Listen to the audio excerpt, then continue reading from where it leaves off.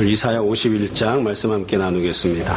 오늘 설교를 할 때마다 저는 반복해서 이야기를 하는 편이기는 하지만 앞장에 무슨 내용이 나왔었는지 지금 어떤 문맥적인 흐름 속에 있는지 이런 이야기를 하면 성도들은 사실 잘 기억도 안 나는데 그리고 근본적으로 관심도 없는데 좀 부담스러운 그런 경우들이 있죠. 이 이사야 그래도 한 번 더 이야기하려고 합니다. 이사야 49장부터 이제 새로운 소단락이 시작되어졌는데 이 49장부터 보면 똑같은 패턴이 반복되는, 그래서 여러 차례 이제 동일한 주제를 반복해서 선포하고 동일한 패턴이 이제 반복적으로 점층되는 그런 구조들을 볼 수가 있습니다. 그래서 49장에 보면 그게 네 가지 항목이 나옵니다. 첫 번째는 현재의 상황이 어떠한지, 두 번째는 이 상황 속에서 하나님이 구원하시기 위해서 어떤 야훼의 종을 보내주시는지, 그리고 세 번째는 이스라엘이 누리게 되는 구원, 네 번째는 열방이 누리게 되는 구원, 이렇게 네 가지 항목이 49장에 나옵니다. 그리고 이제 50장부터 오늘 읽은 51장이 서로 묶여있는 하나의 단락이거든요. 하나의 장이거든요. 그래서 지난주에 보통 50장에 두 가지 내용이 나왔습니다. 하나는 현재 상황이 어떠한지, 두 번째는 야훼의 종이 어떠한지에 대한 설명이 나왔고, 그리고 지금 읽은 51장이 이제 뭐가 나올 순서냐면 하나님께서 도대체 어떤 구원을 베푸시는가, 그래서 이스라엘이 어떤 구원을 받는지, 또 열방이 어떤 구원을 받는지에 대한 내용이 나올 순서입니다. 그래서 우리가 흔히 시온의 영광이다 이렇게 표현하고 이야기하곤 하는데, 이 시온의 영광이라고 하는 것은 하나님께서 보내신 기름 부음 받은 야훼의 종을 통해서 하나님께서 이스라엘에게 어떤 구원을 베푸시는가, 또 열방에게 어떤 구원을 베푸시는가, 그래서 이스라엘과 열방이 받게 되는 구원과 회복과 은혜를 우리가 시온의 영광이다 그렇게 이야기합니다. 그러니까 이 51장이 시온의 영광에 대한 선포를 하고 있는 것이죠. 49장도 마찬가지로 시온의 영광에 대한 선포를 하고 있습니다. 여러분, 이 내용이 한번 그냥 쭉 읽으시면 이게 무슨 내용인가 할 수도 있지만 조금만 생각해가면서 꼼꼼히 보시면 본문을 잘 알 수 있습니다. 먼저 이 본문을 보시면 1절부터 3절까지가 작은 소단락입니다. 그래서 이게 하나의 내용이고요. 그 뒤에 4절부터 11절까지가 다시 또 다른 하나의 내용을 이루고 있습니다. 그래서 1절부터 3절까지를 조금 꼼꼼하게 보고, 그 다음에 4절부터 11절까지를 다시 조금 더 살펴보고, 똑같은 패턴으로 되어 있거든요. 자, 먼저 1절을 보시기 바랍니다. 1절에 보시면 하나님께서 누구에게 선포하시는지 선포를 듣는 직접적인 청중이 나옵니다. 그래서 의를 따르며 여호와를 찾아 구하는 너희는 내게 들을지어다. 그러니까 듣는 사람들이 누구냐면 너희예요, 너희. 근데 너희를 뭐라고 표현했느냐? 의를 따르는 사람들, 여호와를 찾고 구하는 자들. 이게 너희입니다. 근데 그 뒤에 보시면, 그 밑에 보시면 여기서 이야기하고 있는 너희는 사실은 혈통상 이스라엘 백성을 지칭합니다. 그래서 그 뒤에 보시면 너희를 떠낸 반석, 너희를 파는 우묵한 구덩이를 생각하여 보라. 2절, 너희의 조상 아브라함과 너희를 낳은 사라를 생각하여 보라.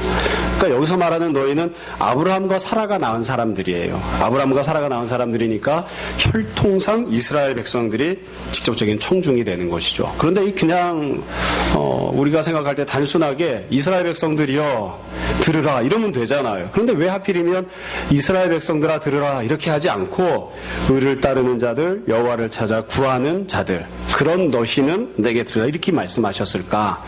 이거 초등학생도 다 알 수 있는 내용입니다. 그냥 혈통상 이스라엘 백성이라고 해서 아브라함과 사라가 조상이라고 해서 다 구원받는 게 아니에요. 우리 조상이 아브라함과 사라라 할지라도 그래도 의를 따르고 여호와를 찾아 구하는 사람이어야, 그래야 구원을 받는 겁니다. 그러니까 조상이 누구냐? 그 사람 민족이 어떻게 되어 있느냐, 혈통이 무엇이냐, 이게 문제가 아니고 이스라엘 사람들 중에도 믿음으로 사는 사람들, 이스라엘 사람들 중에도 정말로 의를 따르고 하나님 믿는 사람들, 여호와를 찾고 구하는 사람들, 그 사람들만 구원받는 겁니다. 그게 바로 이제 너희 이렇게 지칭이 되어 있는 거죠. 다시 말씀드립니다. 혈통이 우리를 구원하지 못해요. 신분이 우리를 구원하지 못합니다. 하나님을 믿고 하나님을 따라가고 하나님을 찾고 의를 행하며 살아가는 그와 같은 사람들, 믿음으로 살아가는 사람들만이 구원을 받는 거죠. 그러고 나서 하나님께서 이와 같은 너희를 향하여서 크게 보면 세 가지 내용을 말씀을 하셨습니다. 하나가 그들이 어떻게 생겨난 사람들인가, 어떻게 해서 존재하게 되었는가, 이것과 관련되어 있는 내용입니다. 1절 중간부터를 보세요. 너희를 떠낸 반석과 너희를 파낸 우묵한 구덩이를 생각하여 보라. 너희 조상 아브라함과 너희를 낳은 사라를 생각하여 보라. 아브라함이 혼자 있을 때 내가 그를 부르고 그에게 복을 주어 창성하게 하였느니라. 그러니까 이 너희가 어떻게 생겨났냐면 1절 중간에 맨 끝에 보시면 이렇게 되어 있죠. 너희를 떠낸 반석, 너희를 파낸 우묵한 구덩이. 그러니까 원래 너희는 어디에 있었냐면 반석 위에 있었습니다. 이 반석이라고 하는 표현이 우리는 좋은 표현이니까 좋은 데서 퍼냈나 보다 이렇게 생각할 수도 있는데, 여러분 큰 돌덩어리 위에서 어떤 꽃이 자랄 수 있을까요? 돌덩어리에서 자랄 수 있는 풀이 뭐가 있을까요? 만약에 돌덩어리 위에서 꽃이 피거나 풀이 자란다고 하면 그게 얼마나 크게 잘 자랄 수 있을까요? 열매를 맺을 수 있을까? 별로 좋지 못한 것입니다. 원래 풀이나 나무나 이런 것들은 어디에 심겨져 있어야 되는 거죠? 어디에? 좋은 땅에. 좋은 땅에. 땅도 여러 종류니까 그냥 가정에서 살면 안 되고 어떤 가정에? 좋은 가정에. 좋은 가정에. 좋은 땅에서 심어지고 좋은 땅에서 자라나고 좋은 땅에서 열매를 맺어줘야 되는 거예요. 그런데 이게 어디서 싹이 나고 자라나냐면 반석 위에서 있다고요. 어쩌면 이게 그냥 반석 위에서 싹이 난 그런 풀, 이름 모를 풀을 지칭하는 게 아니라 그냥 돌덩어리를 뜻하는 건지도 모르겠어요. 그러니까 돌멩이 위에서 그냥 조그맣게 나온 그런 풀을 하나님께서 살려주시기 위해서 돌덩이째 파내가지고 그것을 다른 데다가 옮겨 심어주신 거예요. 그렇게 해서 내가 너희를 만들었다. 그렇게 해서. 아니면 그냥 풀이 없다고 치면 너희는 그냥 돌멩이에 불과한데, 반석에 불과한데, 큰 돌덩어리에 불과한데 그 돌덩어리에 있던 것들을 내가 딱 파가지고서는 그것으로 내가 너희들을 만들어 주었다. 그렇게 말씀하시는 거예요. 쉽게 얘기하면 너는 원래 생겨날 수 없는 존재야. 네 힘으로는 네가 원래 태어났던 곳, 네가 자라났던 곳, 네가 뿌리박고 있던 곳에서 네 힘으로는 절대로 1mm도 옮겨날 수 없던 그런 사람이야. 그런데 내가 네가 원래 있던 자리에서 너를 파서 내가 너를 옮겨주지 아니하였느냐. 너는 원래 생겨날 수 없는 사람이었는데 내가 너를 생겨나게 하고 만들어서 내가 너로 하여금 존재하게끔, 생겨나게끔 그렇게 만들어주지 아니하였느냐. 그렇게 하나님께서 말씀하시는 거예요. 그래서 아브라함과 사라를 말씀하시잖아요. 아브라함과 사라는 원래 아이를 낳을 수 없는 그런 사람이에요. 아마 아브라함이 나중에 자기 원래 부인이었던 사라가 죽은 다음에 재혼을 하죠. 재혼을 해서 아들들을 여럿 낳은 것으로 보아 아브라함에게는 문제가 없었던 것 같습니다. 그런데 사라가 애를 못 낳는 여자였던 거예요. 그래서 흔히 이야기할 때 아이를 못 낳는 여자 그러면 광야 같은 여자예요. 광야 같은 여자, 사막 같은 여자, 반석 같은 여자, 돌덩이 같은 여자인 거예요. 아무리 씨를 뿌려도 싹이 나지 않으니까. 광야에는 씨를 뿌려도 싹이 나지 않거든요. 그렇죠? 그래서 아이를 낳을 수 없는 그런 사람들이었음에도 불구하고 그 아브라함과 사라가 아이를 낳게 되었어요. 이게 하나님의 은혜인 거죠. 그러니까 이스라엘 백성들이 어떻게 해서 생겼는가? 이스라엘 민족이 어떻게 생겨났느냐? 그들은 원래 가만히 놔둬도 아이를 잘 낳고 아이가 막 수도 없이 생기고 막 창성하게 되고 그럴 수 있는 사람들이 아니었어요. 가만히 놔두면 그냥 아이 없이 죽을 수밖에 없는, 후손 없이 그냥 가문이 문을 닫을 수밖에 없는 그런 상황이었는데 하나님께서 강권적인 은혜를 허락해 주셔서 이스라엘이 존재할 수 있게끔 해주신 거죠. 그래서 과거 이스라엘 민족이 어떻게 생겨났느냐? 하나님 은혜를 주셔서 사라의 태를 열어주셔서 하나님으로 말미암아 이스라엘 민족이 생겨난 거예요. 지금도 마찬가지예요. 마찬가지로 너희는 바위에 불과해. 너희는 깊은 웅덩이에 불과해. 너희가 생명이 있다 하더라도 바위에서 잠깐 싹이 올라오는 그런 이름 모를 잡초에 불과해. 그러나 내가 너희를 떠다가, 내가 너희를 퍼다가, 내가 너희에게 생명을 주고 내가 너희를 존재하게끔 그렇게 해주셨다. 이렇게 말씀하십니다. 그러니까 어떻게 해서 존재하는가? 구원받은 이스라엘 백성들은 어떻게 존재하는가? 간단합니다. 하나님께서 만들어 주셨기 때문에 존재하게 된 겁니다. 하나님께서 은혜를 베풀어 주셨기 때문에 생겨난 겁니다. 여러분, 여기에는 또 다른 중요한 의미가 또 하나 담겨 있습니다. 무엇이냐면 이와 같이 만들어져 있는 사람들, 이렇게 존재하는 사람들은 그럴듯한 존재가 아니에요. 그럴듯한 존재, 탁월한 존재, 사람들한테 인정받는 그런 존재가 아니에요. 여러분, 만약에 어떤 사람들이 있어서 야, 나는 어떤 그룹에 들어갈까? 내가 선택할 수 있다고 하면 쳐보자고요. 여러분은 어떤 그룹에 들어가기를 원하십니까? 지금 하나님께서 구원하셨던 이스라엘 백성들은 어떠하냐면 바위 위에 간신히 있었던 그런 존재들이에요. 그런 녀석들 따로 떼어내가지고 그룹을 만들었어요. 그런 녀석들 따로 떼어내서 민족을 만들었어요. 그게 이스라엘이에요. 그게 구원받은 사람들이에요. 여러분 같으면 그런 데 들어가길 원하시겠습니까? 존재 자체가 힘들어서 하나님이 은혜를 주지 않으면 존재할 수도 없는 그런 그룹에 들어가길 원하시겠어요? 그래서 원래 하나님께서 교회를 만드시고 묶으실 때는 어떻게 묶으신 것이냐면 그냥 혼자 힘으로는 도저히 살 수도 없는, 존재할 수도 없는 그런 사람들을 묶어서 대신 은혜 받은 자들을 묶어서 교회가 되게 하신 거예요. 교회가 되게. 그럼 다시 정리하고 뒤로 다시 더 설명을 하러 넘어갈게요. 하나님께서 이스라엘 백성들 바벨론에서 포로 생활하고 있을 때 은혜를 베푸시겠다고 말씀하십니다. 그러면서 첫 번째로 하시는 말씀이 너희가 어떻게 해서 존재할 수 있게 되었는지 아느냐. 너희가 지금 포로 생활하지만 어떻게 해서 다시 회복된 민족이 될 수 있는 줄 아느냐. 내가 그렇게 너희를 만들어줄게.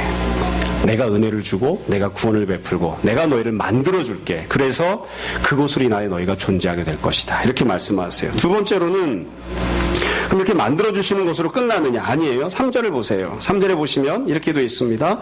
나 여호와가 시온의 모든 황폐한 곳들을 위로하여 그 사막을 에덴 같게 그 광야를 여호와의 동산 같게 하였나니. 이게 하나님이 두 번째로 베푸시겠다고 하는 은혜입니다. 쉽게 이야기하면 삶의 모든 조건을 회복시켜 주시고 풍성하고 윤택하게 만들어 주시겠다는 거예요. 여러분 3절의 첫 번째 줄에는 사실 굉장히 가슴 아픈 내용이 나옵니다. 3절 다시 한번 보세요. 나 여호와가 시온에 어떠한 곳을요? 모든 황폐한 곳들을. 여러분 시온이 황폐한 곳이 있나요? 시온이 황폐한 곳이 있나요? 저는 뭐 이스라엘 땅에 안 가봐서 모르겠습니다만 시온 그러면 하나님께서 약속하셨던 적과 꿀이 흐르는 아름다운 땅입니다. 그 중에서도 제일 좋은 곳입니다. 왜 거기 황폐한 곳이 생기게 된 거죠? 원래 황폐한 곳이었기 때문이 아니라 이스라엘 백성들이 죄를 많이 져서 하나님께 심판을 받아서 원래는 하나님이 복을 주셨는데 아름다운 곳이었는데 죄 때문에 심판받아서 황폐한 곳이 된 거예요. 죄 때문에 심판받아 황폐한 곳이 되었는데 하나님께서 그곳들을 다시 한 번 더 은혜를 베푸셔서 다시 은혜가 넘치는 곳이 되게 해주셔서 에덴처럼 여호와의 동산처럼 만들어 주시겠다. 내가 너희들이 존재하게끔 만들어줄 뿐만 아니라 너희들을 다시 돌아오게 하고 돌아와서 살아가게 되는 삶의 터전이 여지껏 너희들이 살아왔던 삶의 꼬라지 때문에 심판받아서 황폐하게 되어버렸지만 더 이상 윤택함이 없는 것이 되었지만 그러나 내가 그것들도 다시 한 번 더 회복시켜주고 풍요와 윤택을 형통함을 내가 베풀어 줄 것이다. 그래서 삶의 모든 자리들을 환경들을 현실들도 하나님께서 주장하시고 인도하시겠다 이렇게 말씀하시는 거예요. 그래서 지금 현재 존재하는 상황을 하나님이 다 제거해버리세요. 죄, 심판, 황폐, 사막 도저히 살 수 없는 그 모든 것들을 하나님이 다 제거해버리시고 하나님이 주시는 것들로 다시 채워주세요. 그와 같은 은혜를 베푸시는 거예요. 세 번째를 보세요. 그래서 그 결과 어떻게 되어지느냐. 3절 맨 끝에 보시면 그래서 그 가운데에 기뻐함, 즐거워함, 감사함, 창화하는 소리가 있으리라. 그러니까 원래는 어떤 소리가 있었을까요? 원래는 심판받아 황폐하게 된 시온에 어떤 소리가 절규, 비명, 불만, 불평, 두려움, 미움 그런 것들이 가득 차 있었죠. 심판받는 곳에 무슨 기쁨이 즐거움이 창화함이 있었겠어요. 그래서 원래 이들은 하나님을 향해서 기뻐하거나 감사하거나 찬양하면서 살던 사람들이 아니에요. 그럴 수 있는 형편도 아니었고요. 근데 하나님께서 첫 번째로 내가 너를 새롭게 존재하게끔 만들어줄 것이고 두 번째로 너희가 살아가고 있는 삶의 터전에 내가 복을 줄 것이고 세 번째로 그로 말미암아 너희가 내는 모든 소리들이 다 변하게 할 것이다. 너의 생각도 너의 마음도 너희가 입 밖으로 내놓는 모든 이야기들도 다 바뀌게 하여 슬픔이 아니라 기쁨이 절망이 아니라 담대함이 그리고 너희 심령 가운데 창화함이 넘쳐나도록 예배가 가득 차고 넘쳐나는 삶이 되도록 그렇게 내가 은혜를 베풀 것이다. 이렇게 말씀하십니다. 결국 하나님께서 말씀하신 이스라엘 백성을 향해서 말씀하신 구원은 시온의 영광은 세 가지가 충족되어져야 합니다. 세 가지를 베푸시겠다고 하는 거예요. 첫 번째, 존재하는 것에 대해서. 지금은 노예로 살고 있잖아요. 포로로 끌려갔잖아요. 그런데 내가 너를 새로운 모습의 존재로 만들어줄 거야. 네 힘으로는 할 수 없겠지만. 두 번째로는 구원받은 이후에 살아가는 삶의 터전에 대해서 네가 현재 갖고 있는 삶의 터전은 심판받아 황폐한 것이지만 내가 다시 너에게 복을 줄 거야. 세 번째로는 그들이 삶을 누리고 살아가는 삶의 모습에 대해서 여지껏은 슬퍼하고 힘들어하고 어려워했지만 내가 이제는 기쁨, 즐거움, 감사, 창화하는 소리가 넘치게끔 그렇게 만들어줄 것이다. 그렇게 하나님께서 말씀하세요. 결국 모든 것들에 대해서 현재의 모든 것들을 싹 없애주시고 하나님께서 베푸시는 은혜로 가득가득 채워주시겠다고 그렇게 말씀하시는 거죠. 이게 하나님 하나님께서 이스라엘에게 말씀하시는 구원에 대한 선포입니다. 이 첫 번째로 나타나는 시온의 영광이에요. 이스라엘이 받게 되는 구원. 자, 4절부터는 두 번째로 그럼 열방은 어떤 구원을 받게 되는가? 이것과 관련된 내용이 나옵니다. 그럼 4절부터 11절까지 어떤 내용이 나올까요? 어떤 내용이? 똑같습니다. 이스라엘에게 하나님께서 선포하셨던 구원의 내용과 동일한 구원을 하나님께서 선포하세요. 그러니까 사실 본문을 다 읽어야 되는데요. 안 읽어도 우리가 알 수 있어요. 첫 번째, 무슨 구원을 주실까요? 존재에 대해서. 두 번째, 무슨 구원을 주실까요? 삶의 환경에 대해서. 세 번째, 무슨 구원을 주실까요? 삶을 누리고 살아가면서 어떻게 기뻐하고 감사하며 살 수 있는지에 대해서 하나님께서 열방에게 구원을 주실 거예요. 그 구원에 대해서 이제 말씀하십니다. 자, 기대하는 마음으로 본문을 다시 봅시다. 4절을 보세요. 4절 보시면 하나님이 주시는 말씀을 누가 듣는지 직접적인 청중이 나옵니다. 4절, 내 백성이여 내게 주의하라. 내 나라여 내게 귀를 기울이라. 그러니까 누가 듣는 거예요? 내 백성, 내 나라가 하나님의 이 말씀을 듣습니다. 그럼 내 백성과 내 나라는 누굴까요? 그냥 처음부터 그냥 열방이요, 이방이요, 땅끝 백성도 이렇게 설명하시면 좋잖아요.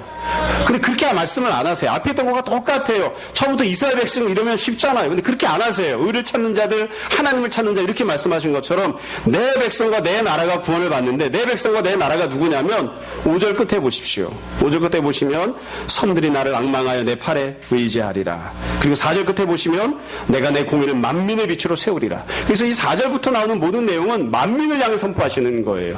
섬들을 향해서 선포하시는 거예요. 그러니까 이스라엘 백성이 아닌, 혈통상 이스라엘이 아닌 온갖 열방을 향해서, 이방 백성들을 향해서 선포하시는 거죠. 근데 그 이방 백성들을 향해서 다 구원을 받는 게 아니라 이방 백성들 중에서도 누가 구원을 받느냐? 내 백성, 내 나라가 구원을 받는 겁니다. 내 백성, 내 나라가. 여러분, 우리가 마태복음 말씀을 보다 보면 종종 헷갈려 할 때가 있어요. 주님께서 산상수훈 말씀하시면서 어떤 사람이 복이 있다고 말씀하시죠? 심령이 가난한 자가 복이 있다 말씀하십니다. 그럼 가난하면 다 복이 있는 건가요? 예수님은 가난을 복이라고 말씀하신 적은 한 번도 없어요. 왜 근데 가난한 자가 복이 있다고 말씀하실까요? 지금 예수님 앞에 가난한 자들이 앉아 있어요.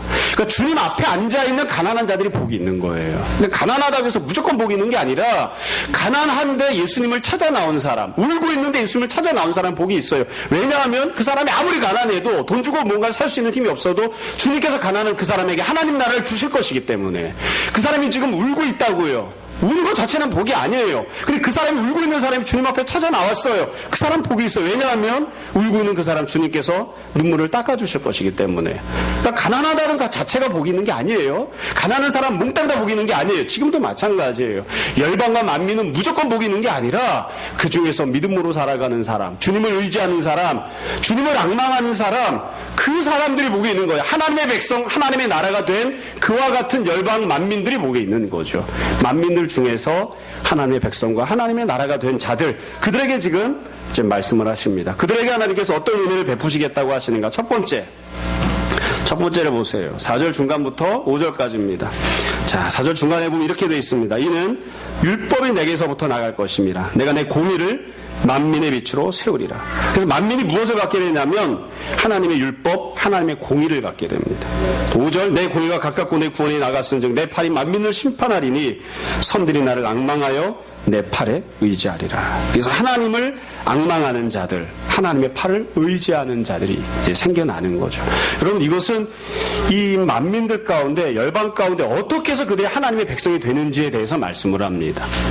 원래 이 이방인들은, 열방 사람들은 율법이 없이 살던 사람들입니다. 하나님은 그들에게 율법을 주지 않았으니까요. 그러면 이 이방 사람들이 하나님 앞에 가서 율법을 혹은 하나님과 관계 맺는 것을 억지로 빼앗아 올 수 있느냐, 돈 주고 사올 수 있느냐, 그렇게 할 수가 없어요. 방법은 딱 하나예요. 그들이 하나님 백성 되는 것. 하나님이 그들에게 율법을 주시는 거예요. 하나님이 그들에게 율법을 주시지 않으면, 하나님께서 그들과 관계를 맺어주지 않으면, 이제는 내가 너를 이방인이라고 부르지 않고 나의 율법을 갖고 있는 사람, 내가 너에게 율법을 준 사람, 이렇게 말씀해 주시고 은혜를 베풀어 주지 않으면 이방인은 그냥 이방인으로 태어나서 살다가 이방인으로 죽을 수밖에 없어요.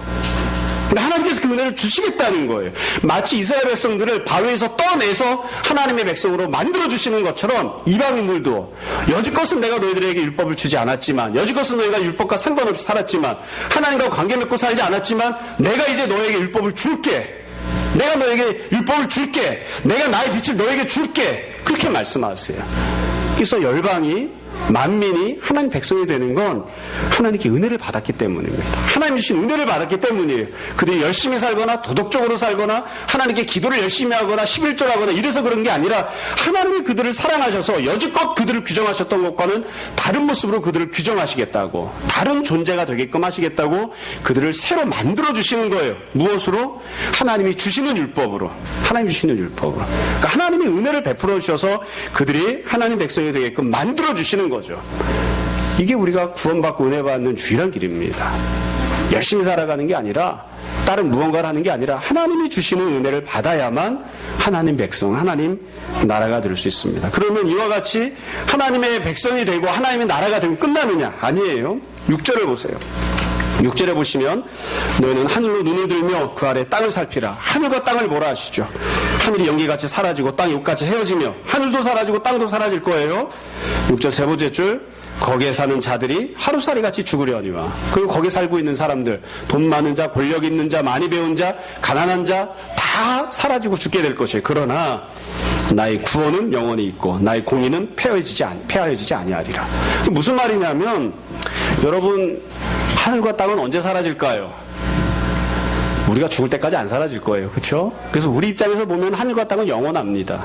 근데 그 영원해 보이는 하늘과 땅이 다 사라져도 네가 살아가는 모든 삶의 터전에, 네가 살아가는 하늘에, 네가 살아가는 땅에, 네가 살아가는 그 터전에서 너희를 괴롭히거나 너희와 함께 살아가던 모든 자들이 다 사라져도 그곳에 내가 나의 구원과 공의를 가득가득 채워 넣어 주어서 네가 삶을 살아갈 때 내가 베푸는 구원으로, 내가 베푸는 공의로 살아갈 수 있게끔 하시겠다. 그렇게 약속하세요. 그러니까 하나님께서 열방을 구원하셔서 하나님 백성을 삼으신 다음에 그 다음에는 네 알아서 살아라. 네가 알아서 선택해라. 이렇게 하시는 게 아니라 네가 살아가는 삶의 구석구석마다, 네가 쳐다보는 하늘에, 네가 발을 딛고 살아가는 땅에 모든 것이 사라져도 거기에 내가 나의 구원이, 나의 공의가 가득가득 차고 넘치게 해줄게. 내가 베푸는 구원과 공의를 먹고 마시고 누리고 그 가운데 살아라. 그게 하나님께서 약속해 주시는 내용이에요.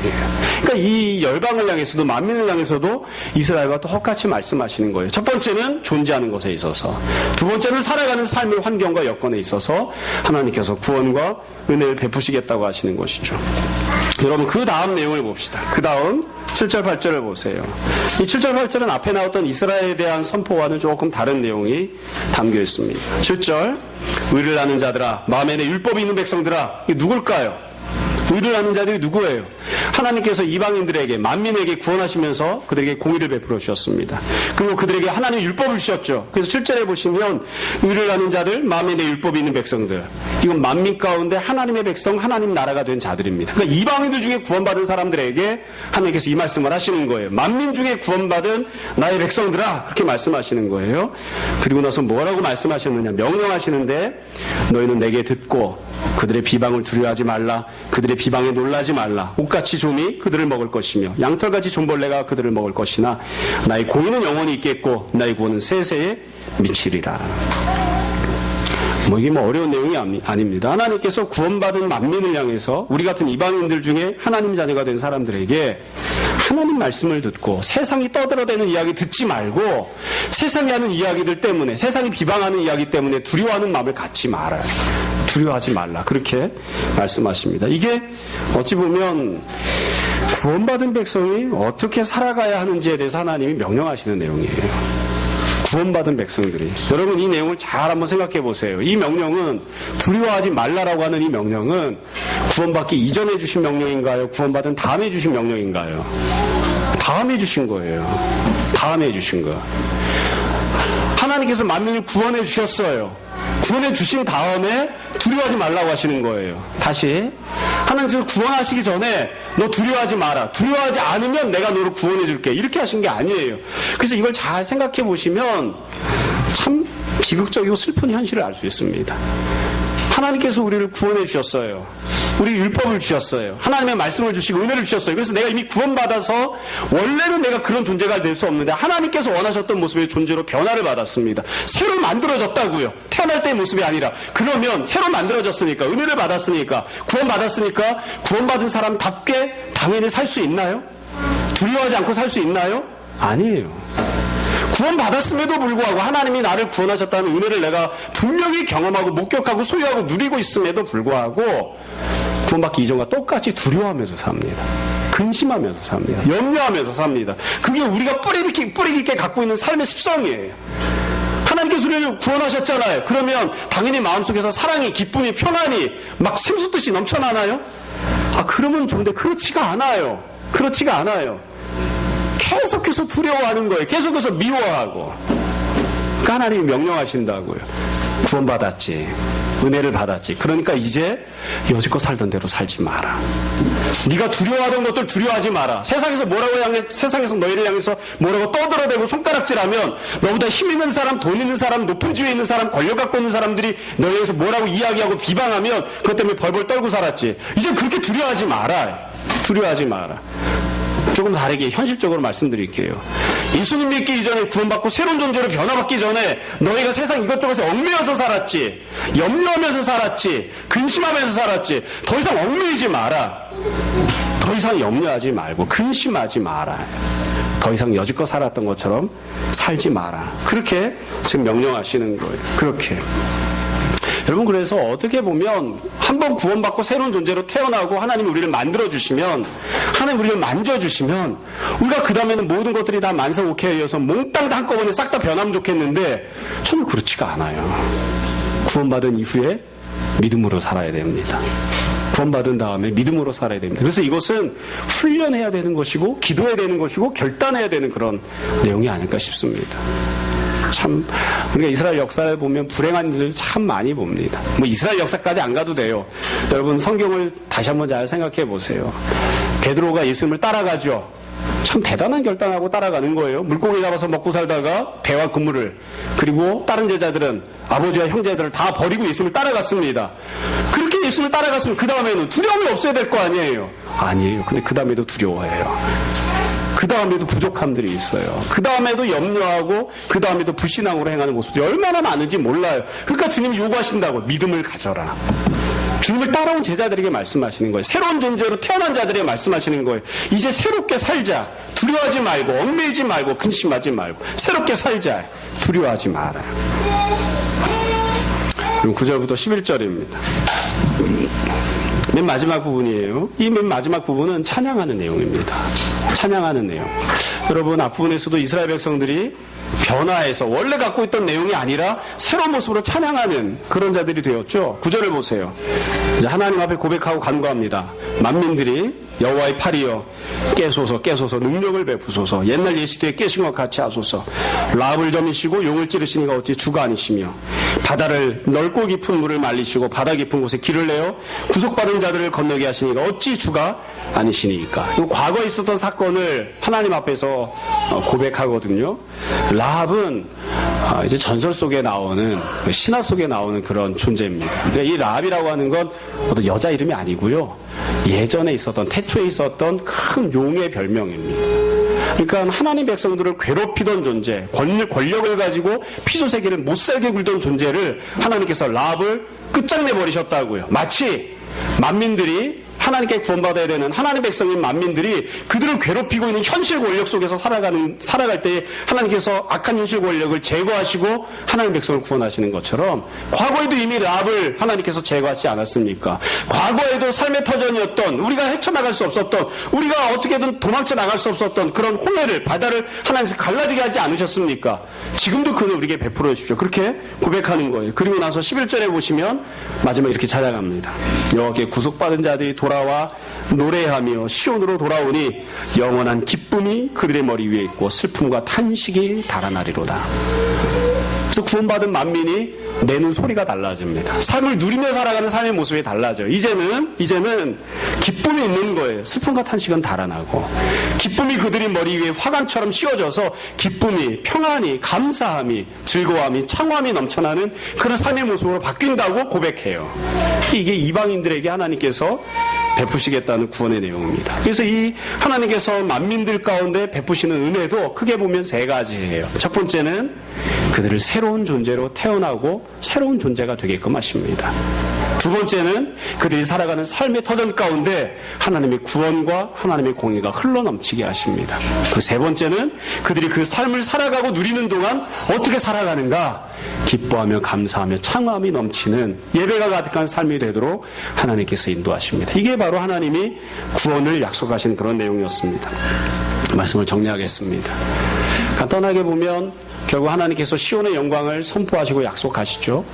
그리고 그 시온의 영광을 첫 번째 혈통상 이스라엘 백성들에게, 두 번째 만민에게 베푸시겠다고 약속하십니다.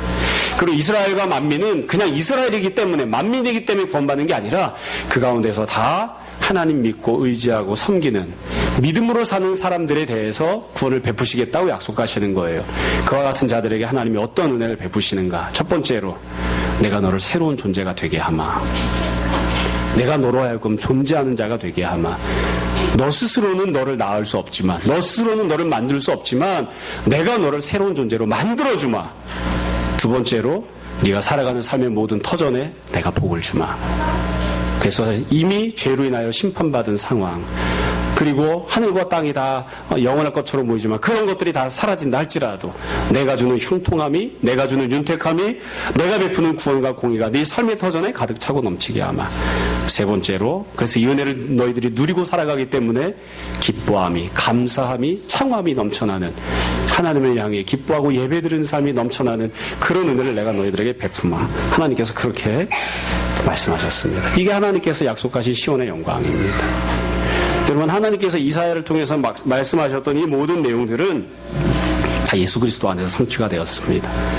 우리가 예수 그리스도 안에서 성령으로 거듭나 하나님의 자녀가 되는, 그래서 우리가 원래 태어났던 모습이 아니라 또 우리 힘으로 우리를 만들 수 없는데 성령님께서 우리를 낳아주셔서 우리가 전혀 새로운 피조물이 되는 은혜를 베풀어 주셨고, 날마다 일용할 양식을 주님이 채워주시고 은혜로 공급해 주시고, 이전에 갖고 있던 모든 불평과 불만과 두려움이 아니라 기쁨과 담대함과 소망을 갖고 살아가는 그런 사람들이 다 되게 해주셨습니다. 여러분, 오늘 말씀을 다 이렇게 어렵지 않죠?